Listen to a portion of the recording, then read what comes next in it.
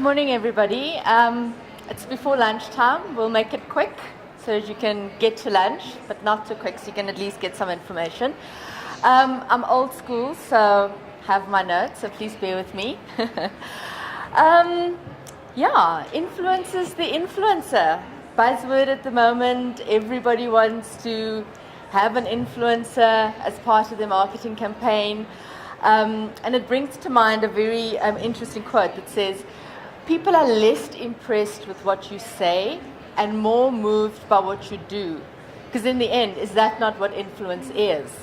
And in today's day and age, where people are not really buying into your normal, traditional TV and radio advertising, it's quite important to then identify certain people who have a lot of influence that you can partner with. And I mean, that's a very important word that I always mention to my client. Partnering. Partnership is crucial in today's day and age. So it's looking to find people that you can partner with who have an influence over your target market. So what we're going to look at today is, what is the role of influencers? What are the type of influencers that you get? And then also, and this is quite important in our company, to measure the return on investment of your influencers. Because today, when you have a marketing budget, and you get finance to sign it off, etc., the first thing they always ask, what is your return on investment going to be? And I mean, a lot of us, when we start working with influencers, we always find it a little bit difficult to actually measure that return on investment. So I'll briefly touch on that, because there definitely is a way that you can measure your return on investment. Okay, so the role of influencers. As I mentioned, today traditional advertising doesn't really hold a lot of weight with our consumers. They want to see product in lifestyle, product in use. How's this product going to make me look cooler, feel cooler, look smarter, etc. And when you're working in a B2C environment, a business to consumer, it's very easy. I mean, there's a whole load of influencers that you can speak to, that you can tap into. They make everything look great. They're rock stars. You love them, and they love you. But if you're in a business-to-business environment, it's a little bit more difficult, because you also don't want to discredit your brand equity by connecting to someone who actually plays, an influencer who plays in a B2C space, because that's the first thing that's going to actually discredit your brand. So there's a number of influencers that you actually can speak to, because remember, at the end of the day, whether you're speaking directly, whether you're in a B2B environment, you're still speaking to an everyday consumer. So if a B2C company is speaking to a millennial, you within a B2B environment is speaking to that same millennial. Okay, you guys understand that?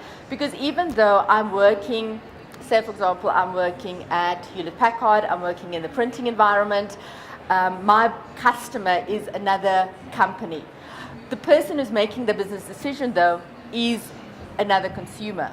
So however they consume the news and the information, etc., is going to be the same way that they consume the news and the information, industry-related trends, etc., in exactly the same way, on their phone, social media, the news, etc. So you essentially, at the core of it, speaking to the same person that a B2C company is speaking to.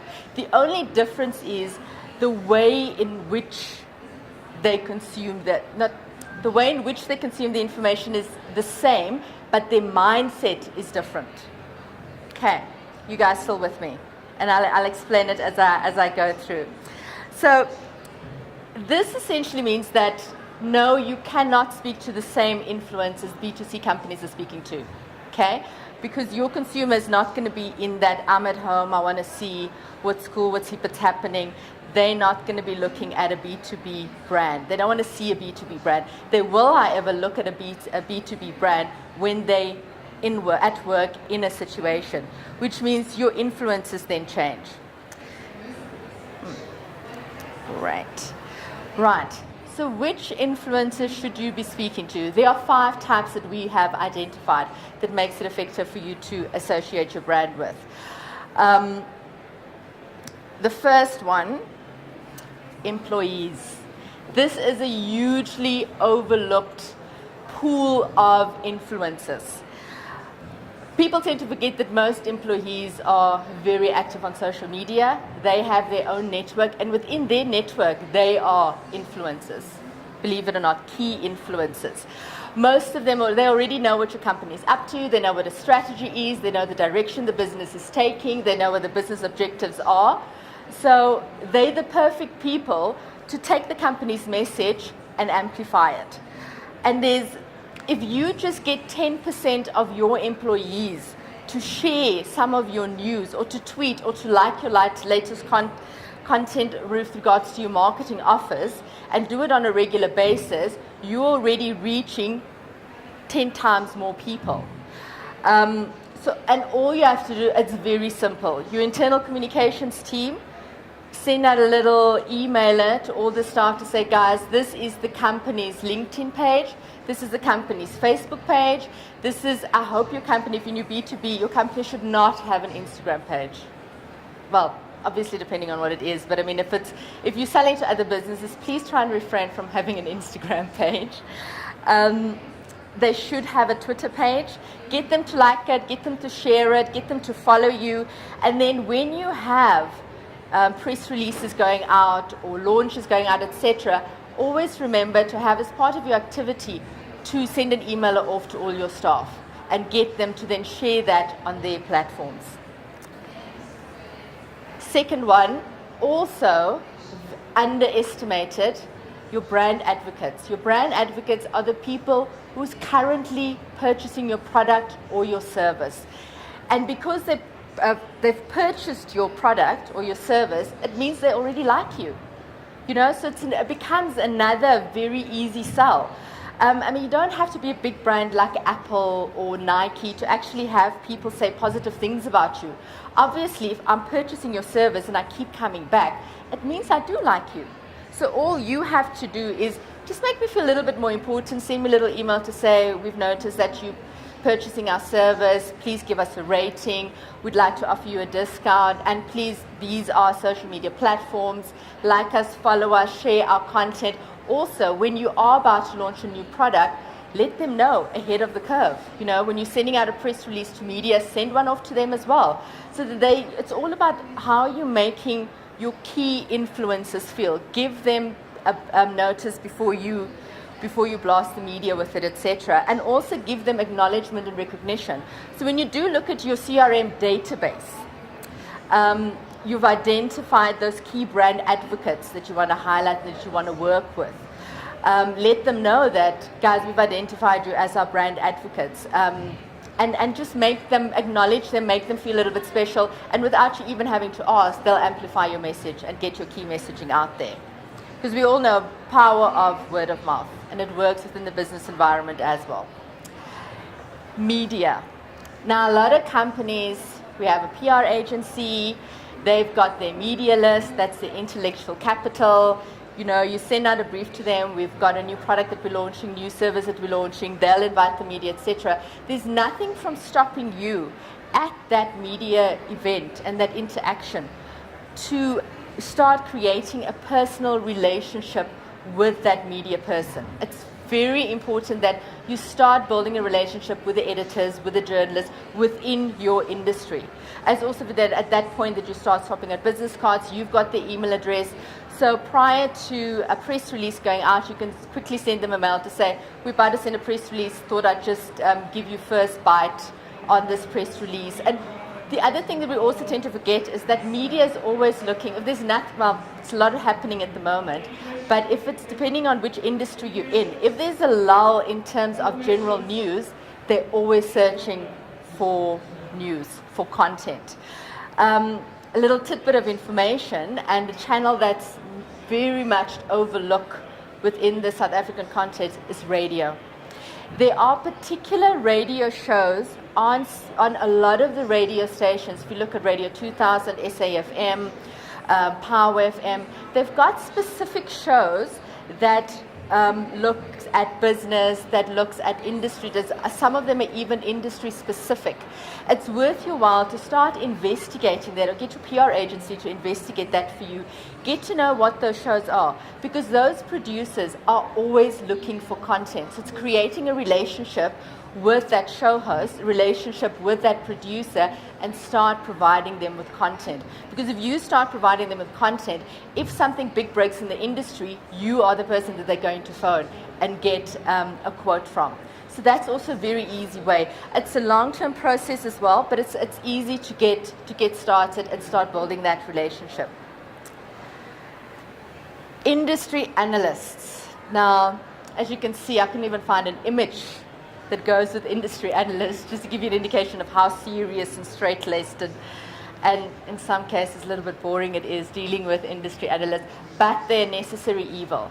I mean, if you're in an environment where, especially in the financial industry, where reports are coming out, they always have the industry analyst interviewed the following day on radio, etc.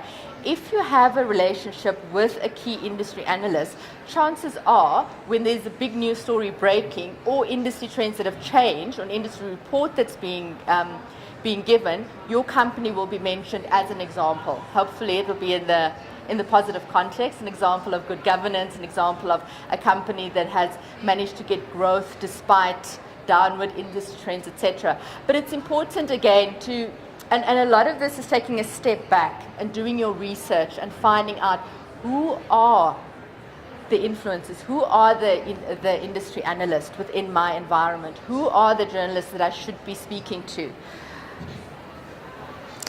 Thought leaders. Now, thought leaders are people who, when they have time, will write articles for the likes of Sunday Times. They'll do a feature page. They'll write articles for the Mail and Guardian. And they tend to cover a wide variety of topics. But what they all have in common is that they would have a specific industry that they feel they're an expert in, or that they're particularly interested in, and they'll focus on that. And sometimes they're just looking for a different way of looking at a particular topic or particular industry. So it's also worthwhile to actually start engaging with them. And the easy way of starting to engage with them is look at their social media presence, look at their LinkedIn page, because what they normally do is, if they've written an article for the Mail and Guardian, they will put it on their LinkedIn page, they'll put the link on their Twitter feed, etc. Look at that, like it, share it, comment on it, start being part of their radar. They'll pick up on you on the radar, also make personal contact with them, and start that discussion based on the topics that they have covered. They're always looking for new ways of looking at certain topics. The most important, as I mentioned earlier as well, measurement. What is your return on investment when it comes to influencers? And there's 5 easy ways that you can actually track that. But before you actually start deciding how you're going to measure it, you need to know what success will look like for you. So if I'm going to engage with this influencer, what is it that I want out of it? Do I want brand awareness? I'm launching a new product and a service. I want sales. I want a huge database of potential clients that I can contact, that my sales team, I can give them a database, my sales team can go out and start setting up meetings. What is that success? What is it that you want? Once you know what it is you want, you've identified the key influencers you want to speak to, and again, based on what it is you want, it then becomes easy to ascertain who I should be speaking to. So if I want something where I just want brand awareness, the first criteria for an influencer is going to be, what's their following like? What's their social equity? How many times do they actually retweet information from a brand? Also, which brands are they already aligned with? Because you also don't want a brand that they aligned with, it's either a key competitor or someone that you actually don't want your brand to be aligned with, because there's also brand association that you have to think about. So once you've ascertained that, then putting in the measurements becomes a lot easier. So if you decided, for example, that I'm launching a new product, I want people to actually visit my website where all the information regarding my product or services is hosted, one of my measurement is going to be Google Analytics. How many hits have I gotten on my website? Where did those hits come from? So based on the traffic, where did all of the traffic come from? Did it come directly from an influencer who tweeted the link of the website? There's lots of ways that you can actually track that. How did they search? How did they find out? Brand awareness, I touched on that briefly. If you want brand awareness, you will then ascertain, based on the influencers you've selected, what is their reach, and then you'll do the calculation in terms of, if I've got an influencer who's got 10,000 people that follows them on Twitter, every time they mention my company, the calculation, sometimes about half of those people will actually see it. So essentially, if it's 10,000 people, you would have reached 5,000 people. Half of that should click through to your website, or engage, or share the information, or make a comment, etc. So there's ways and different formulas that you can actually implement that will help you ascertain what that actual measurement is. And there's a lot of tools as well on the internet that you can actually use and implement to track how much brand awareness you've actually managed to get based on who your influencers are. Third one, which actually should be the first one, sales. How many sales did I get? How many call me backs did I get? Because at the end of the day, that is the biggest return on investment. And I think we also, because we get overwhelmed by the show business of your big brands like Apple and Nike, etc. We all think it's all about brand awareness, but at the end of the day, it's all about the bottom line. And this is also where marketing also needs to be a little bit more aligned with the business strategy, because marketing is not just about your brand awareness. Yes, brand awareness and brand equity is great, but at the end of the day, the existence of the company is based on services that you sell. It's based on sales, products that you sell, etc. And the more closer we as marketers become to get to that business strategy and aligning our marketing activities to be aligned to that, the more easy and more budget you'll get at the end of the day. Because remember, more turnover, bigger percentage of marketing budget that you then have to spend. Another one is engagement. How many people have you reached? How many people have actually moving a bit, how many people have interacted with your brand, but also it's a way for you to measure the actual influence your influencers have, because a lot of influencers, well, I've got 50,000 people following me. That's great. How many of them are actually active? How many of them are really that interested in what you have to say? How many of them have shared the content that you have posted on social media? How many questions have you received about that information? So that's also quite crucial. And you can actually set a target in terms of how much engagement do you want based on the information that you want out there. And then that comes back to conversion goals. How many of those have you actually converted into an actual meeting with a client, an actual sale that has taken place?